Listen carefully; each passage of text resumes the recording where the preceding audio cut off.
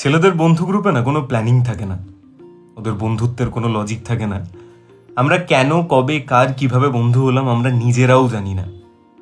5 জনের একটা গ্রুপে পকেটে 5-10 টাকা নিয়ে আমরা ধারে চার সিগারেট খেতে খেতে সুপার বাইকের গল্প করি, ডিপ্রেশনে যাওয়ার সুযোগই দিই না একে অপরকে, অ্যান্ড রেসিজমের চূড়ান্ত লেভেলে দাঁড়িয়ে বন্ধুকে যা নয় তাই ভাষায় গালিগালাজ করাটাই আমাদের কাছে বন্ধুত্ব। কিন্তু বন্ধুর বাড়ির লোকের সামনে আমরা পৃথিবীর সব থেকে ভালো ছেলে।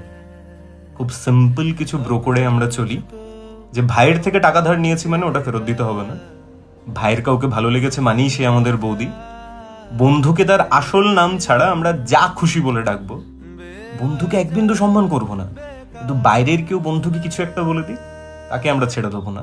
আর আমরা জানি যে এই গ্রুপটাই থাকলে জীবনে কিচ্ছু হবে না, কোনো উন্নতি হবে না, কোনো লাভ নেই, কিন্তু তবুও সেই গ্রুপটা ছেড়ে যাব না আমরা।